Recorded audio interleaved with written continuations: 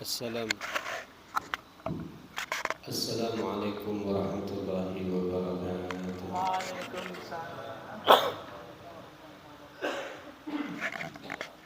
Bismillahirrahmanirrahim. Alhamdulillahirabbil alamin wa bihi nasta'in ala amri dunya waddin. Wassalatu wassalamu ala asrofil anbiya wal mursalin sayyidina wa maulana Muhammadin wa ala alihi wa sahbihi ajma'in. Amma ba'd, la haula wa la quwwata illa billahil aliyyil azim. Bismillahirrahmanirrahim. Kita teruskan kajian kitab Ihya Ulumuddin. Kita bahas tentang mujahadah, kesungguhan orang-orang zaman dahulu untuk menggapai daripada ridha Allah Subhanahu wa ta'ala. Perlu dipahami lebih dahulu bahwa kesenangan itu bersama dengan kesusahan. Tidak ada senang bersama dengan senang, capek bersama dengan kenikmatan. Lebih banyak capeknya, biasanya lebih terasa nikmatnya. Maka daripada itu, di dalam Islam ada konsep yang namanya mujahadah, memaksimalkan diri untuk mendapatkan ridha Allah Subhanahu wa ta'ala dengan bersabar untuk menekan daripada yang merintangi sesuatu berjalan kepada Allah seperti nafsu, setan, ataupun gemerlap daripada kemegahan hidup di dunia.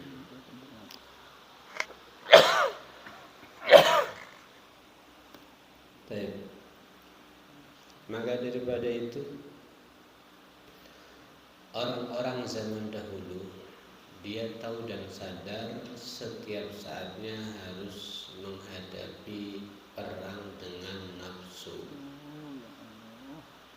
Kalau kita perang dengan orang-orang kafir, ini perang secara zahir, dan mungkin perlu waktu di waktu-waktu tertentu, tidak terus menerus. Tapi kalau perang dengan nafsu, ini perang dengan sesuatu yang ada dalam hati atau di batin, dan itu ya tidak perlu dengan waktu, tapi terus menerus.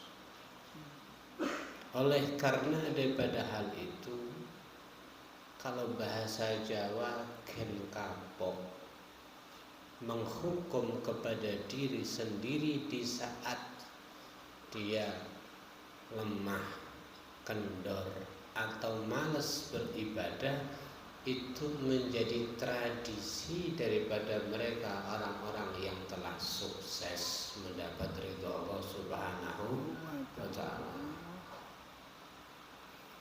Maka daripada itu, justru ketika mereka merasa malas beribadah, malah dihukum, dikasih ibadah yang berat,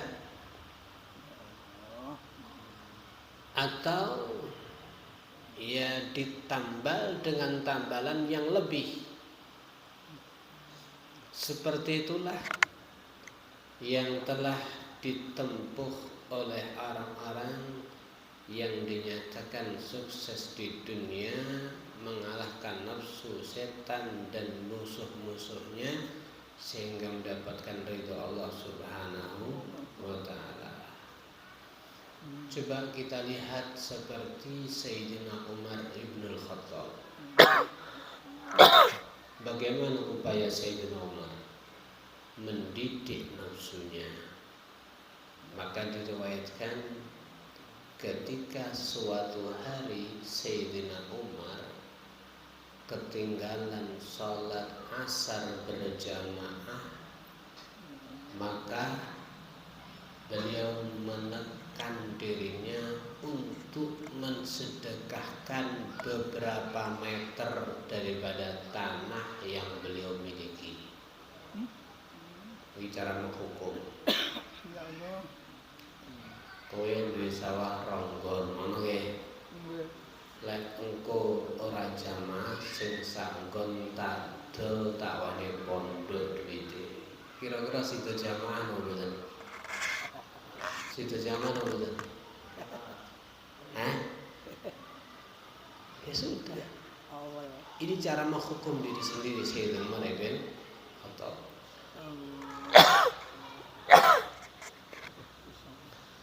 Ada lagi diikuti oleh putra beliau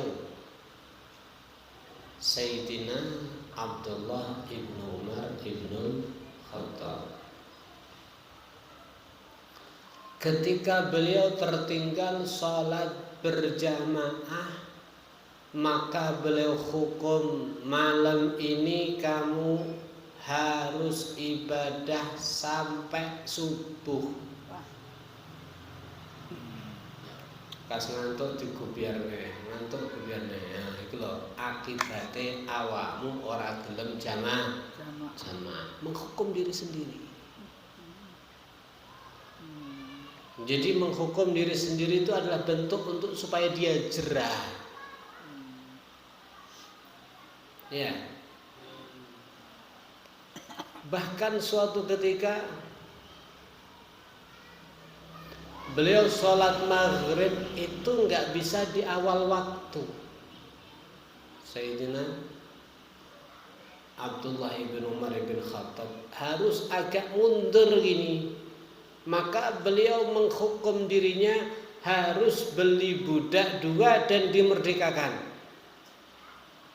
Kalau budak harganya mungkin 100 juta, berarti kutung tane duit 200 juta dan disedekah nih. Lek ngono-ngono macam-macam betul sesuk. Pasti soalnya di awal waktu. Ya. Taib. Hakatan mereka para salaf, para sahabat, orang-orang zaman dahulu di dalam bermujahadah kepada Allah Subhanahu wa ta'ala. Ada di antara mereka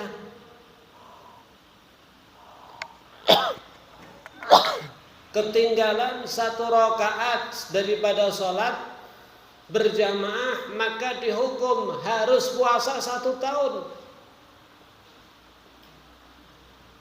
Besok nggak berani dia akan ketinggalan 1 rakaat, apalagi meninggalkan sholat jamaah. Atau kamu harus berangkat haji jalan kaki, kamu sedekah dengan jumlah uang sekian puluh juta, ratusan juta, dan seterusnya. Itu semuanya mereka lakukan untuk mendidik kepada nafsu. Artinya sekelas sahabat, nafsu itu tidak langsung menjadi taat, nurut, manut, gelem dijapi, harus dididik dan ditekan. Ini sekelas sahabat. Apalagi kula adalah panjenengan. Aja mbok pikir ngandengane kula to mengko kula sregep salat. Kon njaluk ndongane tapi sampeyan gak gelem maksa. Berarti di sini perhatikan, harus ada istilah itu dipaksa. Ngoten nggih? Dipaksa, didenteni. Ya Allah. Baik, hadirin yang dirahmati Allah Subhanahu wa taala. Kemudian saya pengen sih seperti itu, tapi nafsu nggak pernah mau, selalu menolak. Terus bagaimana? Maka coba perhatikan, kau buka lagi tentang ayat hadis yang berbicara tentang keistimewaannya orang yang bersungguh-sungguh di dalam beribadah kepada Allah Allah. Atau cari teman yang dia semangat ibadah kepada Allah dan beristihad di dalam beribadah. Kemudian perhatikan keadaannya, ikuti gerak-geriknya. Ya, maka ada di antara mereka hidup di zaman Sayyidina Al-Imam Muhammad Ibnul Wasi', seorang yang ibadahnya luar biasa, sehingga sebagian saudaranya memanfaatkan hal itu. Saya, kata sebagian saudaranya, kalau menemukan diri saya ada lemah, malas, ya, lemah dan juga malas di dalam beribadah, saya coba nyari Muhammad ibn Wasi'. Saya lihat aktivitas sehari-hari beliau, saya lihat dari wirid ke wirid, dari baca Quran ke sholat, dari ini gak ada habisnya. Saya lihat seperti itu, maka tumbuh semangat lagi saya, kepingin untuk mengisi semua waktu saya beribadah kepada Allah Subhanahu wa ta'ala. Ya kira-kira semangat bertahan 1 minggu, baru gue lemes nih. Berarti golek Muhammad bin Wasi' malih, tumbuh semangat nih, lemes nih, golek meneh. Jadi cari teman yang baik-baik seperti itu. Jangan kemudian ketika males jawabnya apa? Alah konjone oke. Ya gak ada upaya. Ya, maka daripada itu inda dzikri sholihin tanzilur rahmat. Ketika Anda menyebut-nyebut sejarahnya orang saleh, turun rahmat Allah Subhanahu wa ta'ala. Oh, itu kalau ketemu Muhammad bin Wasi'. Kalau sekarang di zaman akhir nggak bakal ada mungkin. Ya ada, tapi kita nggak tahu. Ya ada, kita mungkin nggak tahu atau sulit. Gimana ini? Ya kalau seandainya nggak ketemu orang yang mujahadah ibadahnya tingkat tinggi secara langsung, minimal Anda telaah, Anda kaji lagi, Anda baca lagi sejarah daripada para pendahulu-pendahulu, bagaimana di saat mereka bermujahadah beribadah kepada Allah Subhanahu wa ta'ala. Dan perhatikan dulu waktu mereka hidup merasa capek luar biasa, ditahan. Sekarang hilang sudah capeknya. Yang tersisa cuman pahala dan kenikmatannya yang bersifat abadul abad, selama-lamanya. Sekarang coba lihat dulu Sayyidina Abu Bakar bersama Nabi harus keluarkan duit sampai habislah uang beliau untuk melindungi Nabi, dikeroyok, dibukul sampai gak sadar, sampai diprediksi pasti meninggal dan seterusnya. Sekarang yang royok, ya, yang memukul Sayyidina Bakar dan Sayyidina Bakar sama-sama meninggal, apa yang dirasakan? Sekarang Sayyidina Bakar mendapatkan kenikmatan yang luar biasa. Yang royok, yang mukul disiksa oleh Allah Subhanahu wa ta'ala. Dulu Sayyidina Syekh Abdul Qadir Jailani sholat berdiri dengan kaki satu supaya gak ngantuk selama 15 tahun. Sekarang sudah mendapatkan kenikmatan di alam kuburnya. Dulu Nabi Muhammad sholat sampai kakinya bengkak. Dulu fulan bin fulan demikian. Sekarang sudah tidak rasakan itu capek, tinggal nikmatnya abadul abad selama-lamanya. Yang mungkin dulu menuangkan nafsunya, kenikmatannya, totalitas. Namrud, Fir'aun alaihi laknatullah, 400 tahun gak pernah sakit, gak pernah keluar keringat, gak pernah ini Fir'aun. Sekarang apa terjadi alam kuburnya? Dikejar-kejar malaikat, disiksa, diazab. Coba kita berpikir sejenak. Walaupun capek, berapa lama? Masih lama di alam kubur.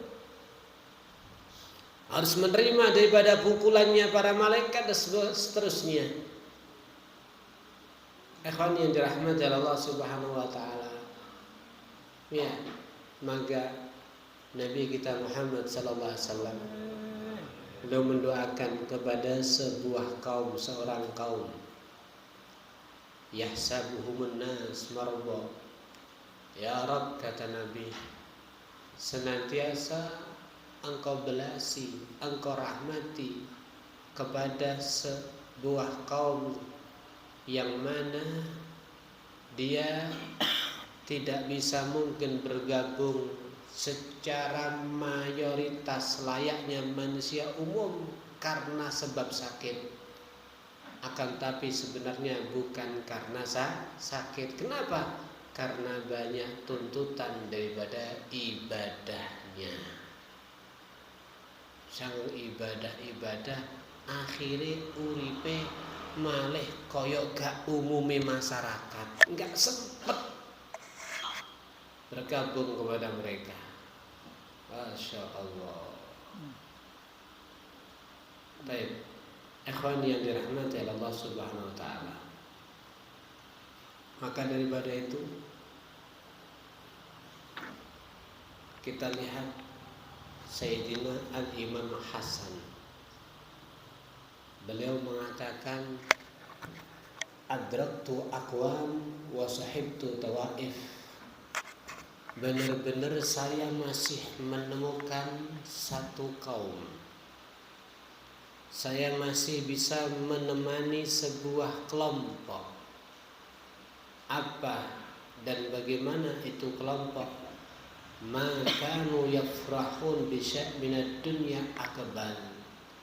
Saya ketemu satu kaum, satu kelompok yang ketika mereka mendapatkan dunia sedikit pun tidak merasa bahagia. Wala yata'assafuna ala syai' minha adbar. Kalaupun seandainya dia enggak jadi panen, lenyap daripada materinya, wala yata'assaf, tidak merasa susah sedikit pun. Dapat materi juga tidak terlalu girang. Dia ambil rezeki yang Allah titipkan kepadanya juga tidak terlalu susah. Lahiya kanat ahwan fi a'yunihim. Sesungguhnya yang ada daripada dunia yang telah mereka dapatkan dari Allah, maka dianggap lebih ringan, lebih tidak ada harga seperti debu yang diinjak-injak Allah kaki kalian. Ya, in kana ahadum la ya'ish umrau kullahmat walahu saud. Kalau seandainya orang ini, mereka ini, kata Sayyidina Hasan, dia hidup, maka seakan-akan belum sempat untuk melipat daripada bajunya. Berarti bajunya cuma nempel pada kulitnya. Tidak pernah dalam hidupnya perintahkan kepada keluarganya, ayo buat makanan yang lezat, kita pesta. Belum pernah. Ya, dan belum pernah dia menjadikan bainahu wa bil adsya'an qad. Dia berpikir sesuatu yang akan dibuat nikmat untuk tidurnya. Aku lihat kaum ini benar-benar telah mengamalkan semua perintahnya Allah dan menjalankan semua sunnah daripada Nabi Muhammad sallallahu alaihi wasallam.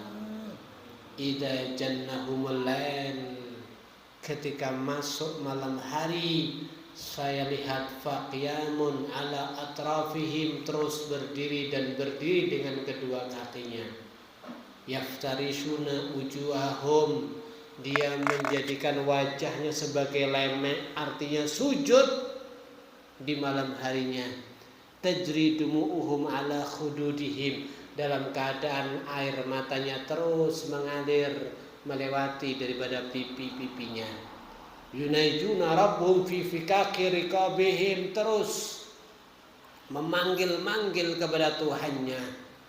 Maka ketika mereka mampu berbuat kebaikan, mereka merasa girang dan bahagia, dan mereka terus mensyukuri nikmat yang Allah takdirkan kepada mereka, dan mereka terus memohon, ya Rabb, terima sedikit daripada kebaikan saya. Tapi ketika mereka berbuat kesalahan sedikit aja, maka seperti dalam hidupnya tertimpa sebuah musibah yang besar. Kelihatan susah dan susah kepada mereka. Ya, dan selalu meminta ampunan daripada Allah Subhanahu wa taala, dan sungguh saya temukan mereka dan dalam keadaan tersebut, keadaan itu terus sampai mereka bertemu dengan Allah Subhanahu wa taala. Masya Allah, ini yang dialami oleh Sayyidina Hasan Basri, seorang tabi'in. Berarti yang dimaksud dia menemukan para sahabat seperti itu hidupnya. Padahal sudah nggak ada Nabi Muhammad SAW. Sudah nggak ada Nabi Muhammad, tapi masih seperti itu.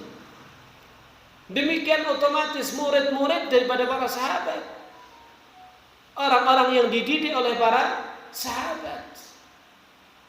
Maka dalam riwayat yang lain Sayyidina Hasan mengatakan, sungguh kami menemukan satu kaum yang di malam hari selalu mendiskusikan terhadap isi-isinya Al-Quran, siangnya mempraktekkan semuanya. Ini ayat, ayo kita berdiskusi, apa arahannya, kemana petunjuknya, apa yang dimaksud, apa nasihatnya. Malam hari semuanya berdiskusi kepada ayat, siang mempraktekkan semuanya. Ya Allah, ini keadaan memang zaman dahulu. Ijtihadnya luar biasa. Sayyidina Umar bin Abdul Aziz satu ketika beliau kemasukan seorang tamu ketika beliau sakit. Ya. Maka di salah satu orang yang menjenguk daripada sakit beliau, Umar bin Abdul Aziz, di salah satu ada seorang pemuda, syabun nahilul jisim. Ada pemuda badannya kurus. Faqalahu Umar, ya fata. Maka Sayyidina Umar bertanya, wahai para pemuda, malladzi balagha bika ma ara? Apa yang menimpa kepada kamu sehingga aku lihat kamu begitu kurus sekali? Faqal, maka pemuda itu mengatakan, ya Amiral Mukminin, asqamun wa amrat, saya kena penyakit dan kena penyakit ya Umar. Faqal saltuka billah illa sadaqtani. Saya tanya beneran, saya dengan memohon atas nama Allah, coba cerita yang jujur. Kenapa kamu jadi kurus seperti ini? Maka awalnya mau mensembunyikan kondisinya, karena yang meminta Sayyidina Umar bin Abdul Aziz, orang yang saleh, orang yang dinyatakan oleh Sayyidina Anas ibn Malik, demi Allah saya tidak melihat seorang pemuda yang sholatnya persis seperti Nabi yang saya lihat melebihi daripada pemuda yang jadi imam ini. Yang dimaksud Sayyidina Umar bin Abdul Aziz. Yang memohon beliau, si pemuda gak bisa mengelak, apalagi menyebut nama Allah. Maka pemuda pun bercerita dengan jujur, ya Amirul Mukminin, wahai Amirul Mukminin, duktu halawatad dunya fawajadtuha murrah.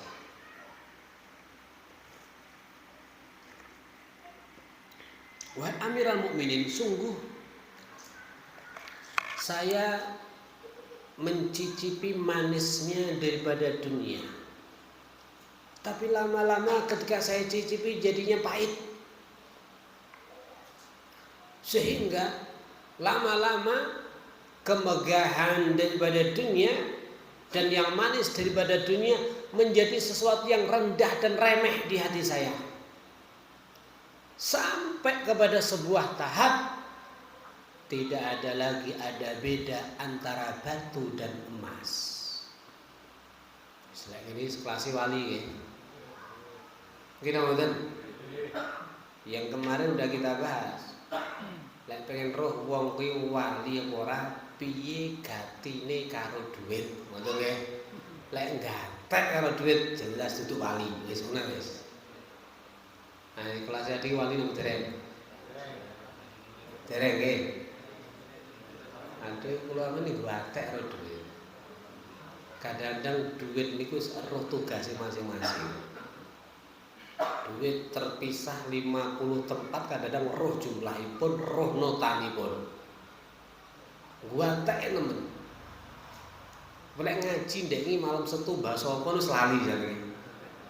Embuh apa aku timbur ya kok kowe. Gak belas. Maka kata beliau, sudah sama. Kata si pemuda.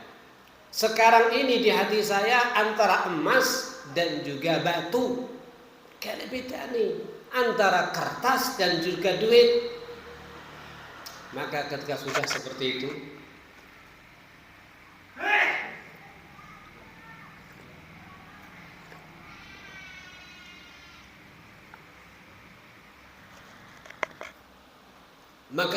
seperti itu, ka'anni anzur ila arsy rabbi. Aku seakan-akan benar-benar melihat kepada arasy-Nya Allah Subhanahu wa ta'ala. Wa ka'anni arsy rabbi wan nas yusaquna ila jannah wan nar. Dari situ saya juga melihat banyak manusia digiring masuk surga, digiring masuk neraka. Maka karena hal itu fa'adma'tu aliladzika nahari, saya lebih memilih di siang hari dalam keadaan haus, artinya puasa. Wa ashartu lahu laili, saya lebih memilih di malam hari dalam kondisi enggak pernah tidur, artinya ibadah.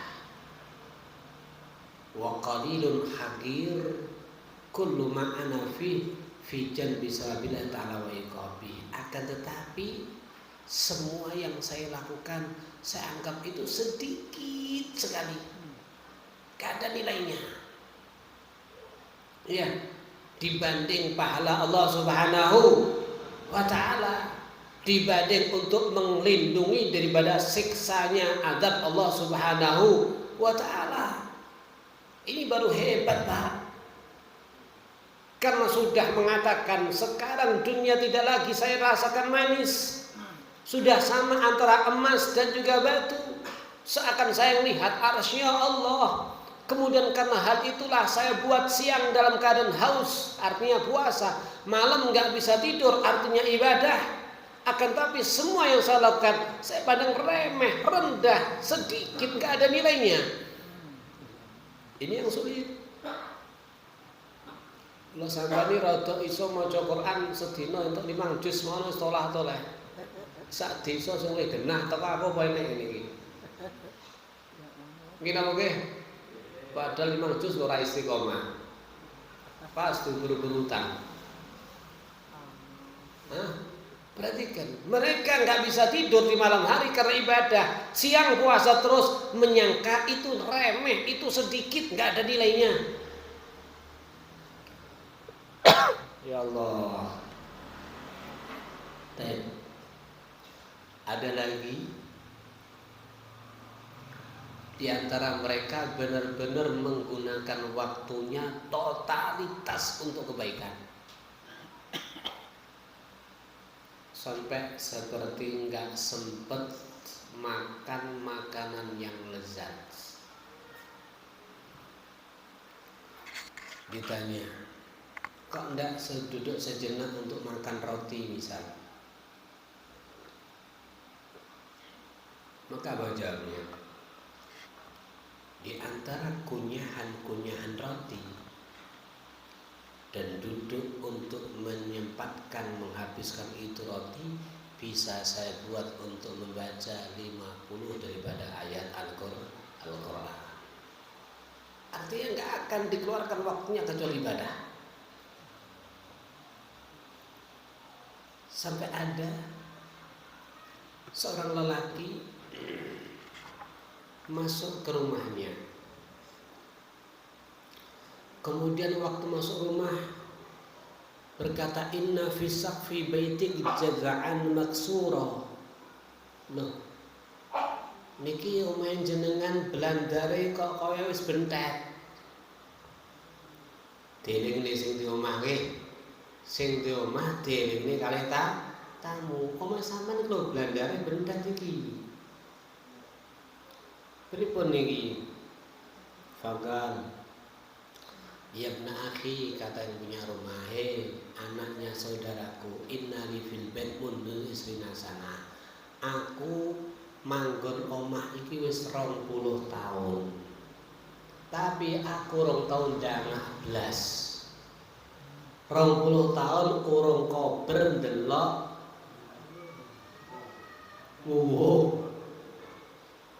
ya, kenapa? Wa kanu yakrahuna fudhulan nazar. Mereka merasa enggak senang over di dalam menggunakan pandangan ini. Seperti mereka enggak senang over di dalam ngomong yang enggak ada manfaat. Lha apa dadak menteleng rono rene, rene gunane maca Quran kae. Enggak gelem menuangkan pandangan sesuatu yang tidak ada manfaat. 20 tahun dangak blas ndelok bendet, ndelok napa niki wong omah. Kalau sampean lagi mlebu omah langsung nyuwang ki apa iki. Iya. Mereka benar-benar sampai ada lagi Muhammad ibnu Abdul Aziz. Saya pernah menemani duduk seorang yang soleh namanya Ahmad ibnu Razila. Tak konconi luwuh min ghadwah ilal asar, dari pagi sampai ngasar. Ya, apa? Famal tafat yumnah wala yusra. Saya temani duduk isu sampai asar, urung ketara aku ndelok dhek noleh nganan ya noleh ngiwa. Nyendi pandangane Pak niki? Ora noleh nganan, ora noleh ngiwa. Ya. Faqila lahu fi dzalik. Saya tanya, Mas, sama ket mangkok sepaneng ae ora nek noleh blas. Nggih. Nyapa sampean? Maka dikatakan, Innallaha azza wa jalla khalaqal ain al-ainain liyandur bima al-amtu ila 'azamatillah. Maka dia jawab, Allah telah ciptakan kepada kita ini 2 mata yang diperintahkan untuk memandang kepada keagungannya Allah Subhanahu wa ta'ala. Kalau Anda memandang sesuatu tanpa mengambil pelajaran dari yang Anda pandang, kutibat alaih khati'ah, maka dianggap satu dosa bagi Anda. Artinya apa? Pandangan tidak akan dibuat overdosis nggih. Mboten pelelang-peleleng. Kadang-kadang kalau sampai numpak sepeda motor ora tolak, ora sesuai tujuan. Padahal yang numpak sepeda motor terus dalan sing paling bagus apa? Pandangan ke mana? Ke depan. Oh, gak nolak. Emang nyanti kemang Pak D kemang. Kemang nyanti kemang. Gak perlu nih. Masya Allah. Sampai seperti itu. Mereka benar-benar mengoreksi, mendeteksi benar-benar memperinci, jangan sampai ada yang tertuangkan tidak ada nilai ibadah kepada Allah Subhanahu wa ta'ala. Hadirin yang dirahmati Allah Subhanahu wa ta'ala. Masya Allah. Sampai dikatakan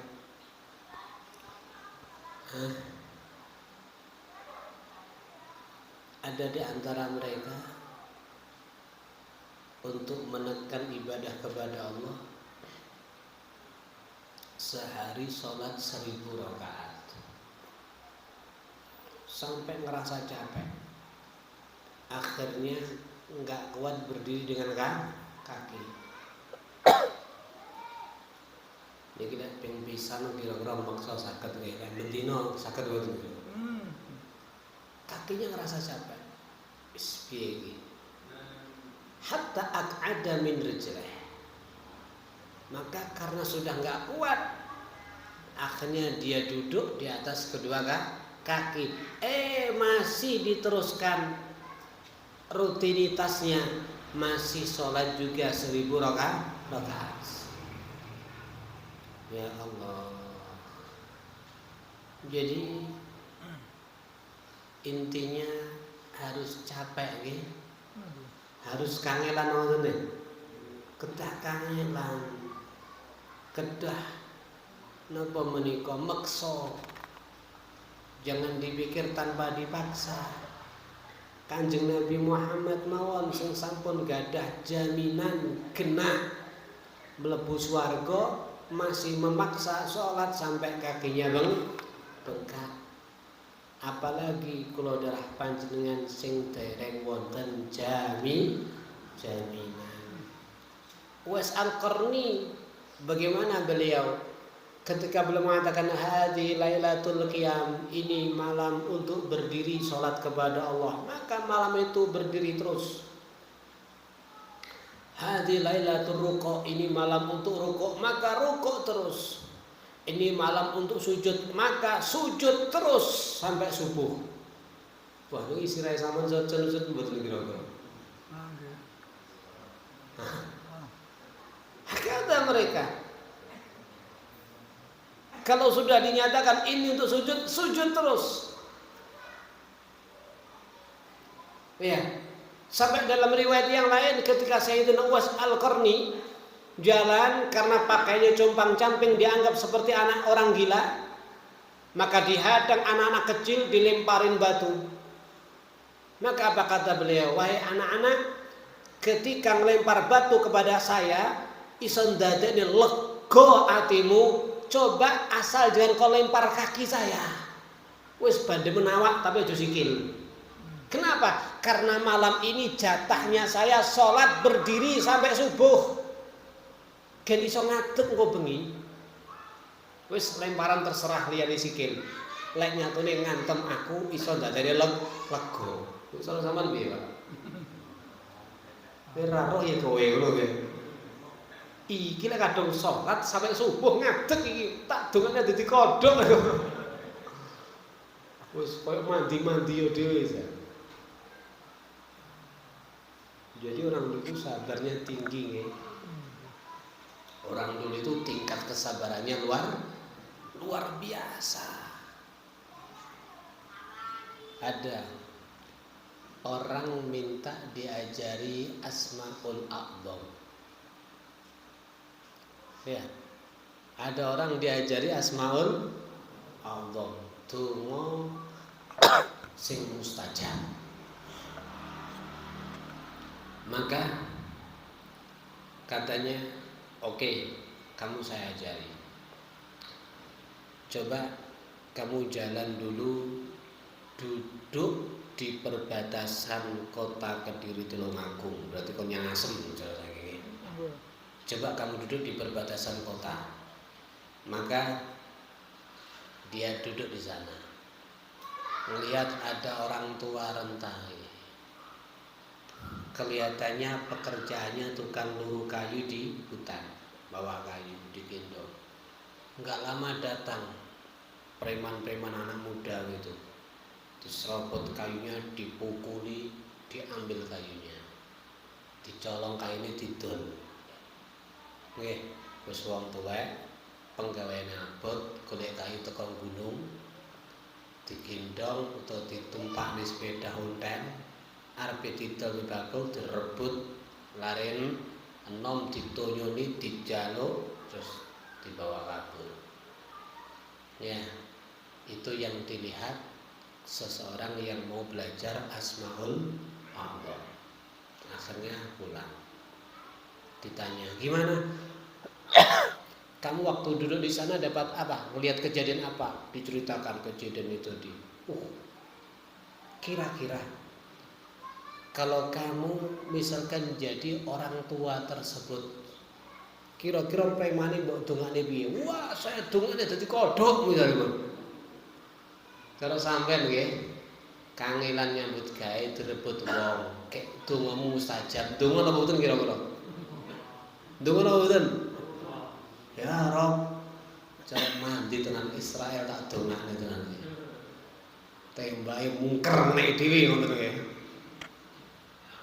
Donga. Ya, donga akan membinasakan kepada yang mengganggunya. Akan. Maka si guru yang dimintai dia untuk mengajari asmaul Allah mengatakan, demi Allah yang kamu saksikan orang tua tadi, dia guru saya yang ngajari saya asmaul Allah. Namun kamu lihat bagaimana kesabarannya. Ora gampang ana wong ganggu didik langsung ya Rob. Bagaimana kesabarannya, bagaimana rahmatnya. Beliau punya asmaul a'dzam, tapi tingkat sabarnya tinggi. Enggak ada orang yang menyentuh diri sendiri sedikit aja langsung didoakan celaka, bukan. Masya Allah. Dah. Ini jelas sekali bagaimana upaya dan usaha ibadahnya para ulama-ulama zaman dahulu. Ya Allah. Berarti yang jelas seperti apa yang dikatakan oleh Al-Imam Al-Habib Abdullah bin Amir Al-Haddad.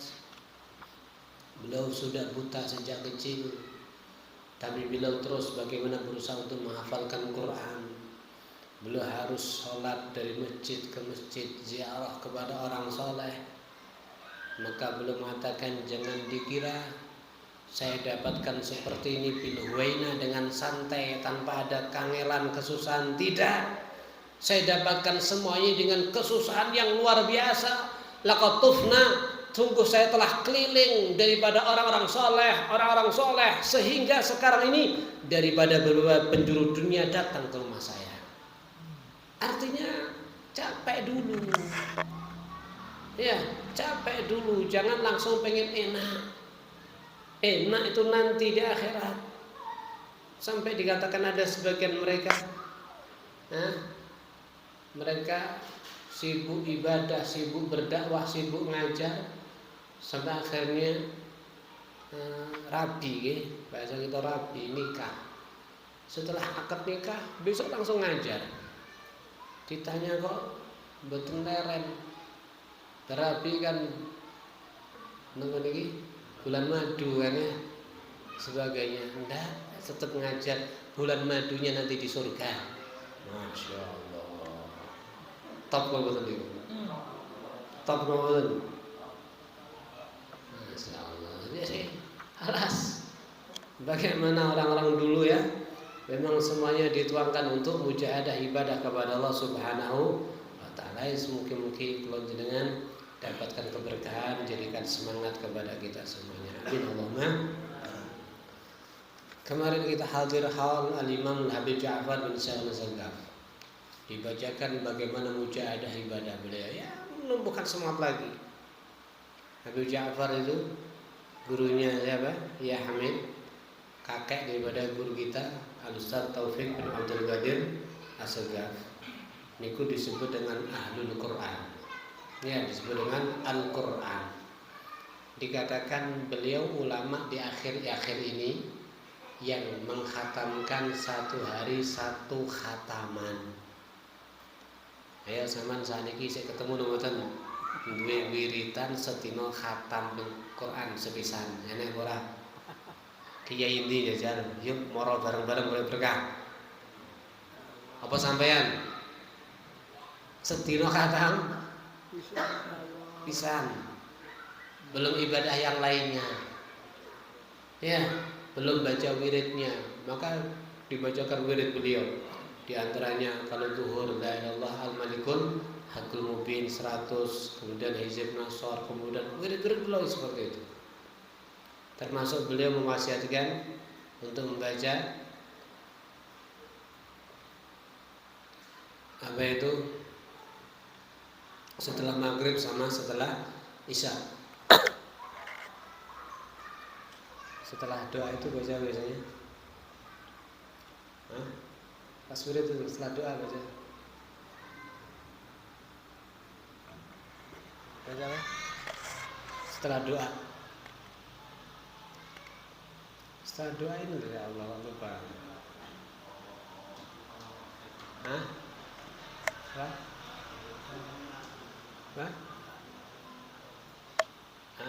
Kita biasanya kita mulai apa? Imamnya baca apa dulu? Ilahi nasruk. Apa? Ya Allah lali, Masya Allah lali. Pokoknya beliau luar biasa ibadahnya. Anda baca sejarah-sejarah mereka, pasti akan tumbuh bangkit. Ya, tumbuh bangkit semangat. Seperti Al-Habib Muhammad bin Tahir Ba'bud yang terlagi akan kita hadir ya. Beliau bagaimana ibadahnya? Kalau udah masuk bulan Raujah, maka beliau ikat dan mengapa lagi habwa. Jadi dengkul kali dengkul disampaikan ke boyok untuk membaca kitab Bukhari, baca sambil menangis sambil ini. Bahkan kami dengar Kiai Ploso, Kiai Jazuli itu mengatakan pengen diudani hadis. Artinya banyak hadis sowan datang Habib Muhammad bin Tahir Ba'bud. Jadi orang-orang yang belum punya rutinitas maulid Habsyah ada di Tulungagung, Kampung Dalam. Berapa tahun itu saya lupa, 17 tahun itu berapa? Itu rutinitas per minggu, setiap Jumat sore. Jalan kaki daripada Pelem ke Tulungagung, enggak pernah absen satu sekali bu. Tenanan gitu. Padahal Anda bisa lihat sejarah dulu, di sana masih ada rutinitas itu. Habib Muhammad itu yang hadir di bawah 30, 17 tahun, melaku sikil.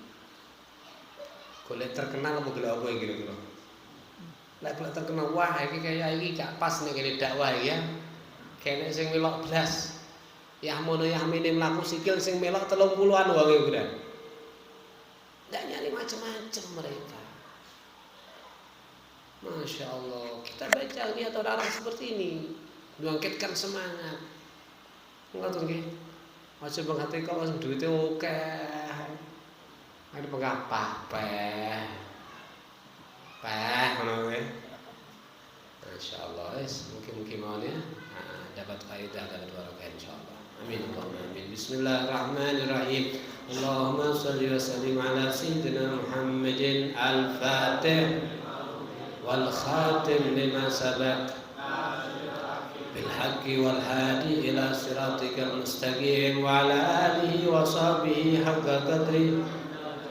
Allahumma salli wa sallim ala sayyidina Muhammadin al-Fatih lima ughliq wal khatim nasiril haqqi bil haqqi wal hadi ila siratikal mustaqim wa ala alihi daril azim. Allahumma salli wa sallim ala sayyidina Muhammadin al-Fatih lima ughliq wal khatim lima sabaq nasiril haqqi bil haqqi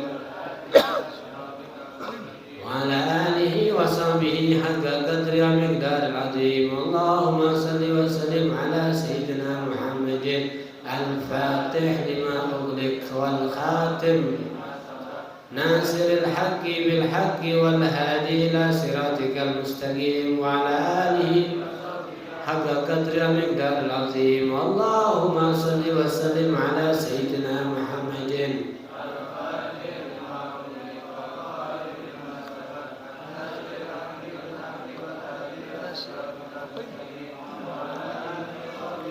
قدر ومقدار العظيم. اللهم صل وسلم على سيدنا محمد الفاتح والخاتم لما سبق ناصر الحق بالحق صراطك المستقيم وعلى آله وصحبه حق قدر ومقدار العظيم. اللهم صل وسلم على الفاتح لما أغلق والخاتم لما سبق ناصر الحق المستقيم وعلى آله وصحبه حق قدر مقدار العظيم. اللهم صل وسلم على سيدنا الفاتح لما أغلق والخاتم لما سبق ناصر الحق بالحق وعلى آله وصحبه حق قدر مقدار العظيم. اللهم صل وسلم الفاتح لما أغلق والخاتم ناصر الحق بالحق والهادي إلى صراطك المستقيم وعلى آله وصحبه. اللهم صل وسلم على سيدنا محمد الفاتح لما أغلق والخاتم ناصر الحق بالحق والهادي إلى صراطك المستقيم وعلى آله وصحبه حق قدر ومقدار العظيم. اللهم سيدنا محمد الفاتح خاتم لما سبق ناصر الحق بالحق والهادي إلى صراطك المستقيم وعلى آله وصحبه حق قدر ومقدار العظيم. بسم الله الرحمن الرحيم. ربنا انفعنا بما علمتنا، رب علمنا الذي ينفعنا، رب فقهنا وفقه أهلنا وقرابة لنا في ديننا مع الكتر أنثى وذكر. ربي وفقنا وفقهم لما ترتضي قولا وفعلا كرما، وارزق الكل دائما وأخلا أتقياء علماء، نهضى بالخير ونكفى كل شر. ربنا أصلح لنا كل سوء وقر بالرضا منك العيون، واقضي عنا ربنا كل الديون قبل أن تأتينا رسل المنون، واغفر واستر أنت أكرم من ستر. وصلاة الله تنسى المصطفى من إلى الحق دعانا والوفاء، بكتاب في للناس شفاء، وعلى آل الكرام الشرفاء، وعلى الصحب مصابه الغرر. اللهم اهدنا بهداك واجعلنا ممن يسارع في رضاك، ولا تولنا وليا سواك، ولا تجعلنا فعمرك وعصاك. وحسبنا الله نعم الوكيل، ولا حول ولا إلا بالله العظيم. صلى الله على سيدنا محمد وعلى آله وصحبه وسلم، والحمد لله رب العالمين. الفاتحة.